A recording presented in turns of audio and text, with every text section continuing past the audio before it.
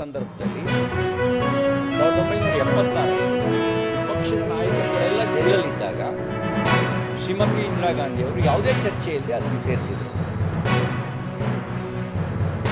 ಅಂಬೇಡ್ಕರ್ ಅವರು ಸಂವಿಧಾನ ರಚನೆ ಮಾಡಬೇಕಾದ್ರೆ ಇದ್ರ ಬಗ್ಗೆ ಅರಿವೇ ಇರಲಿಲ್ವಾ? KT ಶಾ 1947 ಸೆಪ್ಟೆಂಬರ್ ತಿಂಗಳಲ್ಲಿ ನಡೆದಂಥ ಕಾನ್ಸ್ಟಿಟ್ಯೂಷನ್ ಅಸೆಂಬ್ಲಿ ಡಿಬೇಟ್ನಲ್ಲಿ ಈ ಒಂದು ಪ್ರಸ್ತಾವನೆಯನ್ನು ಮುಂದಿಡ್ತಾರೆ. ಈ ಪ್ರಸ್ತಾವನೆ ಮುಂದಿಟ್ಟಾಗ ಭಾಳ ಸ್ಪಷ್ಟ ಶಬ್ದಗಳಲ್ಲಿ ಅಂಬೇಡ್ಕರ್ ಅವರು ನಿರಾಕರಿಸ್ತಾರೆ. ಕಾನ್ಸ್ಟಿಟ್ಯೂಷನ್ ಅಸೆಂಬ್ಲಿ ಅಂಬೇಡ್ಕರ್ ಅವರ ಅಭಿಪ್ರಾಯವನ್ನು ಒಪ್ಪಿಕೊಳ್ತಾರೆ. ಭಾರತವನ್ನು ಯಾವುದೇ ಒಂದು ಇಸಮ್ನ ಬ್ರಾಂಡ್ ಆಗಿ ಮಾಡೋದಕ್ಕೆ ಬಯಸಬಾರ್ದು. ಇಲ್ಲಿ ಸರ್ವಧರ್ಮ ಸಮಭಾವ ಅನ್ನೋದಿದೆ. ಯಾವುದೋ ಒಂದು ಇಸಮ್ನ ಬ್ರಾಂಡನ್ನು ಭಾರತವನ್ನು ಮಾಡೋಕ್ಕೆ ಇಷ್ಟಪಡಲ್ಲ.